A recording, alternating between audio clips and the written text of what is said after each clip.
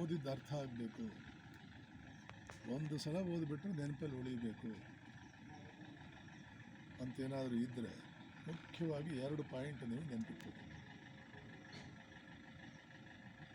ಮೊದಲನೇ ಪಾಯಿಂಟು, ಯಾರು ನಿಮ್ಗೆ ಹೇಳಲ್ಲ, ಆದರೆ ನೀವು ಎಕ್ಸ್ಪೆರಿಮೆಂಟ್ ಮಾಡಿ ನೋಡ್ಬೋದು. ಈಗಾಗಲೇ ಎಕ್ಸ್ಪೆರಿಮೆಂಟ್ ಮಾಡಿರ್ತೀರಿ, ನಿಮ್ಗೆ ಗೊತ್ತಿರಲ್ಲ ಎಕ್ಸ್ಪೆರಿಮೆಂಟ್ ಮಾಡ್ತಾಯಿದ್ದೀನಿ ಅಂತ ನಿಮ್ಗೆ ಗೊತ್ತಿರಲ್ಲ ಅಷ್ಟು. ಈಗ SLCನಲ್ಲಿ ನಿಮಗೆ ಹೈಯೆಸ್ಟ್ ಮಾರ್ಕ್ಸ್ ಯಾವುದೋ ಸಬ್ಜೆಕ್ಟ್ ಬಂದಿದೆಯಲ್ಲ, ಯಾವ ಸಬ್ಜೆಕ್ಟಲ್ಲಿ ನಿಮ್ದು ಒಬ್ಬೊಬ್ಬರದು ಹೈಯೆಸ್ಟ್ ಮಾರ್ಕ್ಸ್ ಬಂದಿದೆ ಅಂತ ನಾನು ಬೇಕಾದ್ರೆ ಹೇಳಿಬಿಡ್ತೀನಿ.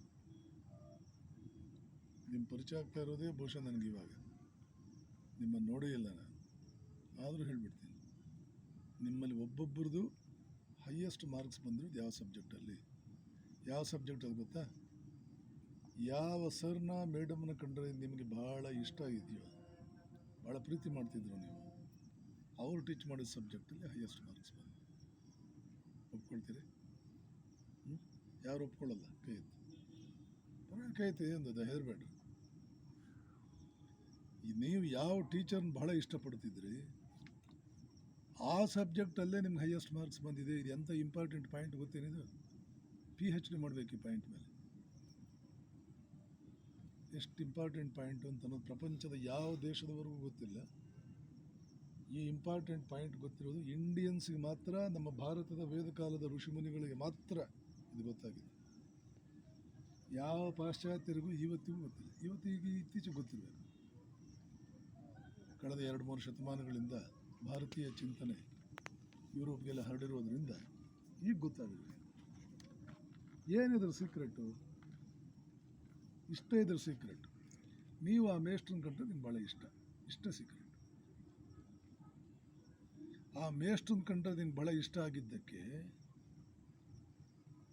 ಆ ಸಬ್ಜೆಕ್ಟ್ ಮತ್ತೆ ಓದೋಣ ಅಂತ ಅನಿಸ್ತು. ಆ ಸಬ್ಜೆಕ್ಟ್ ಮೇಲೆ ಅದೇನೋ ಪ್ರೀತಿ ಬಂದುಬಿಡ್ತು. ಸಬ್ಜೆಕ್ಟ್ ಮೇಲೆ ಪ್ರೀತಿ ಬಂದಿದ್ದಕ್ಕೆ ಮತ್ತೆ ಓದ್ತಾ ಇದ್ದಿದ್ದು ನೀವು ಅದನ್ನು. ಆ ಸಬ್ಜೆಕ್ಟ್ ಮೇಲೆ ಪ್ರೀತಿ ಬಂದಿದ್ದಕ್ಕೆ ಆ ನೋಟ್ಸ್ ಎಲ್ಲ ಕ್ಲೀನಾಗಿ ಬರೆದಿದ್ದು. ಆ ಸಬ್ಜೆಕ್ಟ್ ನೋಟ್ಸೇ ನೀವು ಕ್ಲೀನಾಗಿ ಬರೆದ್ರಿ, ಅದನ್ನೇ ಮತ್ತೆ ಓದಿದ್ರಿ. ಅದರ ಕ್ವಶನ್ ಪೇಪರೇ ನಿಮ್ಗೆ ಈಸಿ ಇತ್ತು, ಅದರಲ್ಲೇ ಹೈಯೆಸ್ಟ್ ಮಾರ್ಕ್ಸ್ ಬಂತು. ಸೊ ಮೇಷ್ಟ್ರ ಮೇಲಿನ ಪ್ರೀತಿ ನಿಮಗೆ ಆ ಸಬ್ಜೆಕ್ಟ್ನಲ್ಲಿ ಹೈಯೆಸ್ಟ್ ಮಾರ್ಕ್ಸ್ ಬರೋ ಹಾಗೆ ಮಾಡ್ತು. ಇದನ್ನು ಇನ್ನೂ ಒಂದು ರೀತಿಯಲ್ಲಿ ಭಾರತೀಯ ಸಂಪ್ರದಾಯದಲ್ಲಿ ಏನು ಹೇಳ್ತಾರೆ ಅಂದರೆ, ಗುರುಭಕ್ತಿ ಅನ್ನೋದು ನಿನಗಿದ್ದರೆ ಆ ಸಬ್ಜೆಕ್ಟ್ ನಿನಗೆ ಭಾಳ ಚೆನ್ನಾಗಿ ಬರುತ್ತಪ್ಪ. ಮೇಷ್ಟ್ರನ್ನ ಪ್ರೀತಿ ಮಾಡೋದು ಒಂದೇ, ಗುರುಭಕ್ತಿ ಅಂದರೆ ಒಂದೇ. ನಿನಗೆ ಗುರುಭಕ್ತಿ ಇದ್ದರೆ ನೀನು ಗುರುಗಳು ಹೇಳೋದು ಬೇಡ, ಗುರುಗಳೇ ನಿಮ್ಮ ಮೇಲೆ ನಂಗೆ ಭಕ್ತಿ ಇದೆ, ನೀವು ಆಶೀರ್ವಾದ ನೀವು ಹೇಳೋದೇ ಬೇಡ.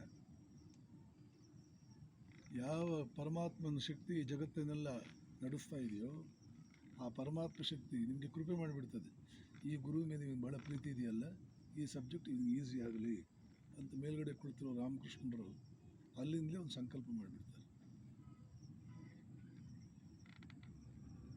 ಬಹಳ ದೊಡ್ಡ ಸೀಕ್ರೆಟ್ ಇದು. ಆದ್ದರಿಂದ ಯಾವ ಕಾಲಕ್ಕೂ ಯಾವುದೇ ಗುರುಗಳನ್ನು ಹಗುರವಾಗಿ ತಗೋಬೇಡ್ರಿ. ಅವರು ನಡೆದಾಡುವ ದೇವರು. ಅವ್ರು ಹೆಂಗಾದರೂ ಇರಲಿ, ನಾನು ಇದನ್ನು ಹೇಳಿದಾಗ ಒಬ್ಬ ಹುಡುಗ ಹೇಳಿದೆ, ಸ್ವಾಮೀಜಿ ಅವ್ರು ಹಂಗೆ ಇರಬೇಕಲ್ರಿ, ಅವ್ರು ನಡೆದಾಡುವ ದೇವರು ಅಂತ ನಮ್ಗೆ ಅನಿಸೋ ಹಂಗೆ ಅವ್ರು ಇರಬೇಕಲ್ರಿ. ಅವ್ರು ಹೆಂಗಾದರೂ ಇರಲಿ. ನಮ್ಮ ತಾಯಿ ಹೇಗಿದ್ದರೂ ನಮ್ಮ ತಾಯಿನೇ, ನಮ್ಮ ತಂದೆ ಹೇಗೆ